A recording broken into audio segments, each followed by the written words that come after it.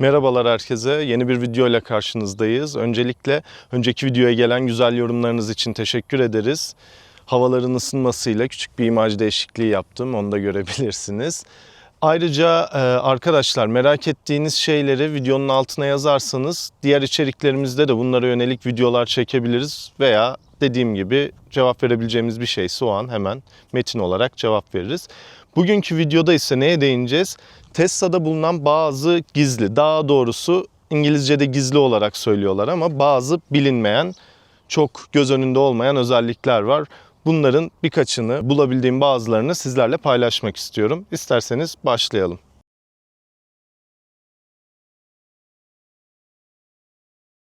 Bana sorarsanız en önemli özelliklerden bir tanesine geldik. Size konum gönderildiği zaman bunu otomatik olarak aracın ekranına aktarabilmek için tek yapmanız gereken konumu Tesla uygulamasıyla paylaşmak ve otomatik olarak ekranınıza o rota oluşturulmuş oluyor.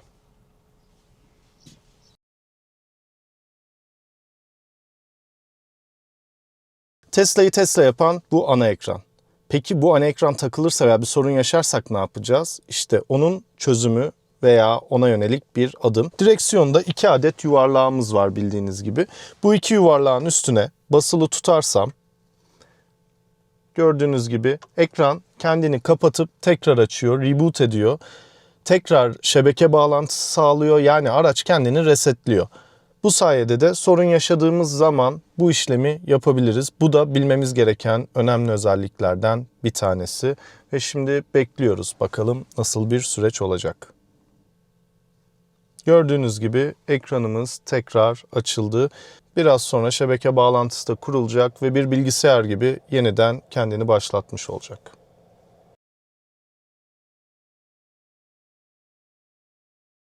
Şu an arabam kilitli ve bildiğiniz gibi Türkiye birçok iklimin görüldüğü bir ülke ve çok soğuk hava şartlarıyla karşılaşabiliyoruz. Bu hava şartlarında da başımıza gelen olaylardan birisine kapı kolunun donması ve bildiğiniz gibi bu tip araçlarda, elektrikli araçlarda kulp içeri gömülü şekilde, yani işimiz çok daha sıkıntılı. Peki ne yapacağız? Şimdi Tesla uygulamasına girdiğimiz zaman aracın kilidini açabildiğimiz gibi aracın kapılarını da direkt açabiliyoruz. Şu an uygulamaya giriyorum. Özelleştirme yerine giriyorum. Burada kapıyı aç diye ayrı bir buton var. Buna tıklıyorum ve gördüğünüz gibi kulp çıkmadan sadece kapı açılıyor ve bu sayede araca binebiliyorum.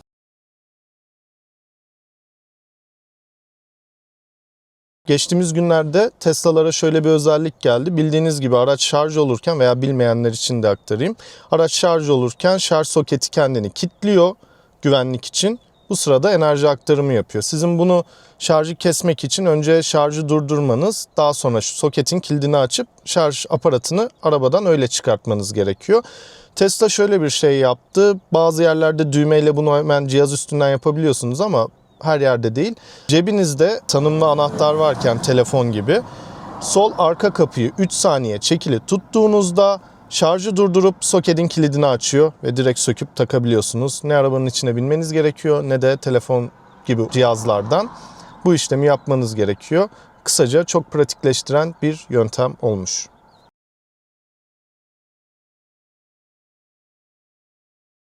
Öteki özellik ise klima aktifken derecenin üstüne basılı tutarsanız klimayı kapatabilirsiniz. Ayrıca klima derecesini ayarlamak için aktifken derecenin üstüne basıp sağa ya da sola basılı tutarak çekerseniz pratik bir şekilde dereceyi ayarlayabilirsiniz. Aynı şekilde bunu ses için de yapabilirsiniz. Buradaki ses ikonuna basılı tutarsanız sesi kapatır veya basıp sola çekerseniz azaltıp sağa çekerseniz arttırabilirsiniz.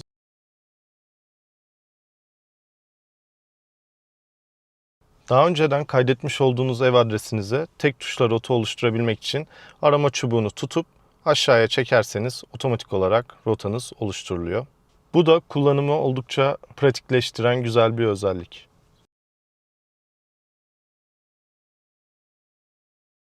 Tesla'lara güncellemeyle gelmiş çok güzel bir özellik var. Şimdi de ondan size bahsedeceğim.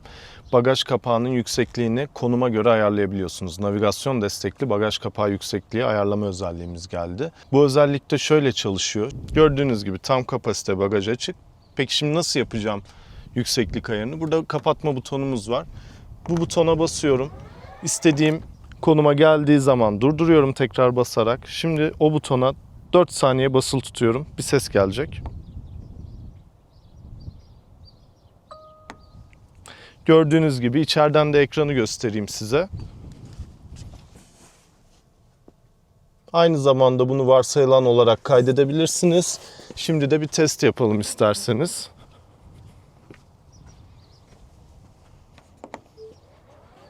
Bagajı kapattım.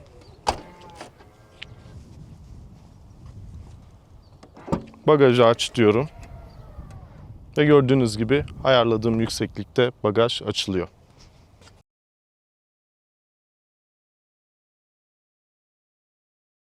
Aracın etrafında çocuklar diyelim ki aracı kurcalıyorlar veya buna benzer senaryolar var. Siz Tesla'nın uygulamasına girip güvenlik sekmesine tıklayıp burada nöbetçi modu aktifken buraya bastığınızda buradan şurada gördüğünüz gibi bir mikrofon işareti var. Buraya basılı tutarak uzaktan telefonda konuştuğunuzda arabanın hoparlöründen dışarıya veriyor. Örneğin test edelim. Dikkat dikkat. Lütfen arabadan uzaklaşın. Dikkat dikkat. Arabadan uzaklaşın. Şöyle yaka mikrofonum aktif olduğu için yaklaşıp yapayım bir de. Dikkat dikkat. Lütfen arabadan uzaklaşın. Lütfen. Domates. Domates, biber. Salatalık.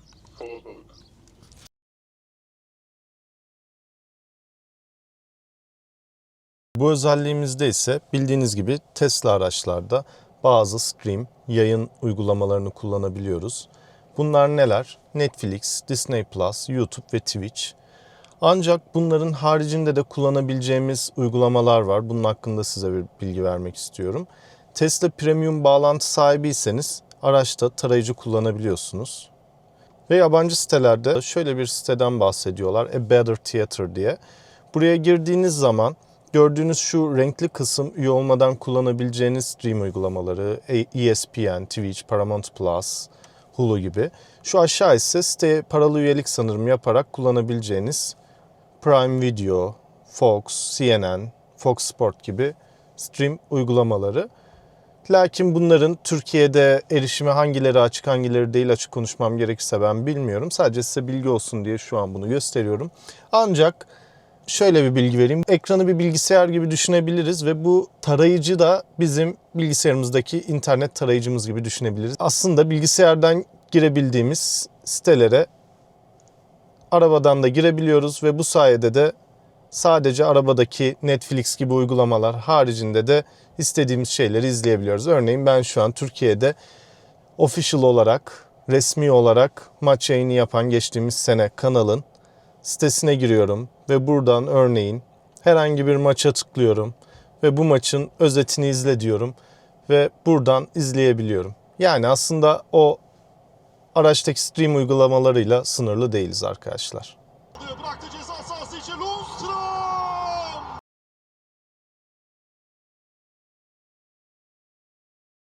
Diğer bir özelliğimiz ise bildiğiniz gibi bazı arabaların torpido gözü anahtarla kilitlenebiliyor. Bir güvenlik önlemi alınabiliyor bu sayede. Bu arabada da elektronik olarak her şey işlediği için nasıl kilitliyoruz? Tabii ki pin koduyla kilitliyoruz. Bunu da nasıl yapıyoruz? Araçlar, güvenlik. Aşağıya indiğimiz zaman torpido gözünü pin kodu. Buradan pin kodumuzu atıyoruz ve torpido gözünü açmak istediğimizde bize pin kodu soruyor. Buradan aynı şekilde pin ile sürüş diye de bir özelliğimiz var. Araba gitmeden önce bir pin kodu girmenizi istiyor. Bunu ayarlarsanız da 4 haneli pin kodu oluşturup araba gitmeden önce sizden bu pin kodu ile doğrulama istiyor. Bunlar da güzel güvenlik özelliklerinden ikisi.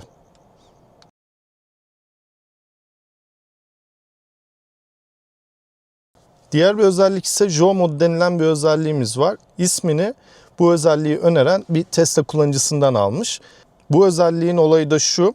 Arabadaki uyarı seslerini ön taraftan kısık şekilde duyulabilecek şekilde ayarlıyor. Ve bu sayede arka koltuktakilerin rahatsız olmasını engellemeye çalışıyor. Çocuklar uyuyor olabilir veya işte yaşlı biri olabilir veya rahatsız olan biri olabilir.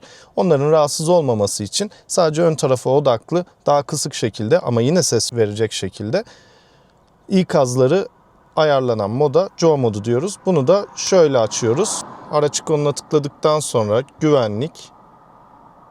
Aşağıya iniyoruz. Burada Joe modu yazıyor gördüğünüz gibi. Şöyle açıp kapatabiliyorsunuz.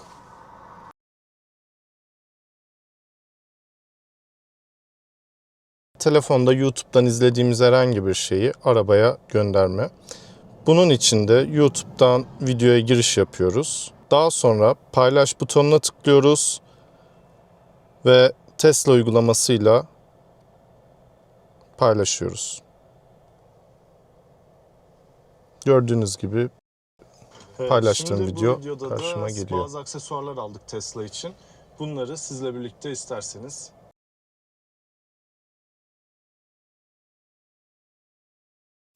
Bildiğiniz gibi Tesla uygulamasında 4 adet kısa yolumuz var.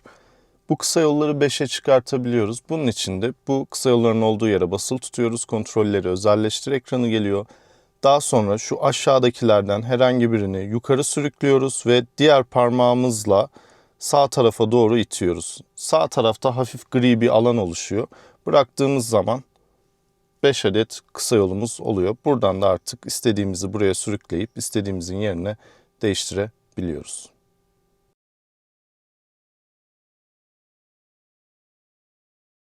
İlk videoda da bahsetmiştim ama tekrar değinmekte fayda var. Diğer bir özelliğimiz ise güneşliğin gördüğünüz gibi şuradan böyle uzatıp kısaltarak kullanılabilmesi.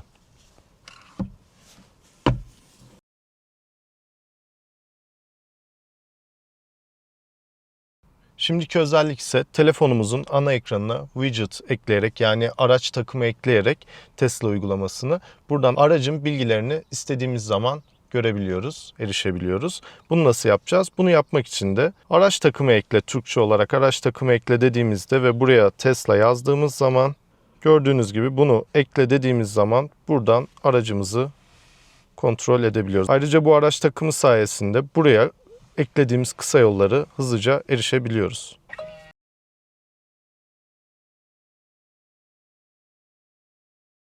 Tesla kullananlar bu özelliği zaten biliyordur ama yine de gösterelim. Sinyal verdiğimiz zaman kamera görüntüleri ekrana yansıyor bildiğiniz gibi. Bu görüntüyü istediğimiz konuma, daha doğrusu tanımlı bölgelere çekerek görüntünün yerini değiştirebiliyoruz. Sadece tutup sürüklememiz ve zaten gördüğünüz gibi hafif şeffaf bir görüntü ortaya çıkıyor. Oraya görüntüyü bırakmamız yeterli.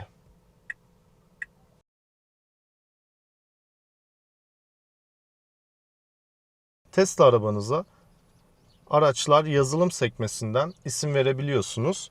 Şöyle bazı Easter eggs'ler yani bazı küçük oyunlar eklemişler. Aracınıza ad verin kısmına tıkladığınızda istediğiniz bir isim girebiliyorsunuz ama mesela buraya 42 girdiğiniz zaman aracınızın adı Life, the Universe and Everything oluyor. Bu da otostopçunun galaksi rehberinden bir replik. Aynı zamanda buraya mesela şöyle bir isim girdiğimizde ise gibi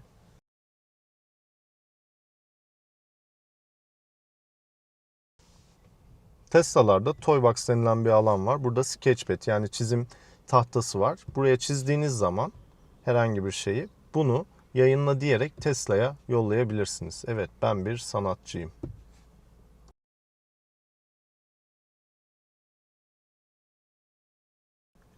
Yine Toybox alanında Mars denilen bir ekran var. Burada çok gezegenli türleri açarsak navigasyon ekranımız Mars yüzeyine dönüyor.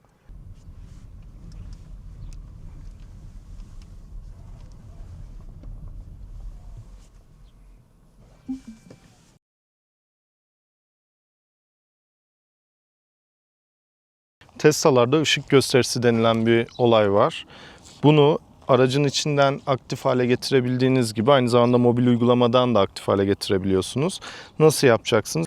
Buraya basılı tutup buradan ışık gösterisinin kısa yol ekranına atayıp tıklayarak ayarını yapabilirsiniz. Buradan ses düzeyini, hangi şarkının olacağını ve zamanını ayarlayabilirsiniz.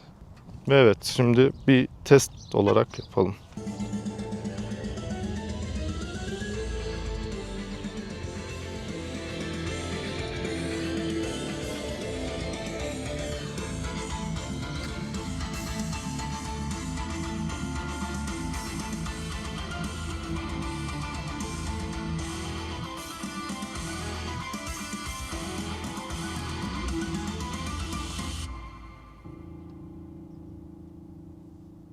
Arkadaşlar, ışık gösterisi de bu tarz bir şey. Bununla ilgili apayrı bir video çekeceğim. Sadece ışık gösterilerini kapsayan. İşte ışık gösterisi Tesla'da neler var? Nasıl bir şov araba sergiliyor? İşte biz kendi ışık gösterimizi yükleyebilir miyiz? Yükleyebiliyoruz bu arada. Nasıl yükleyebiliriz? Hangi sitelerden hazır gösteri bulabiliriz?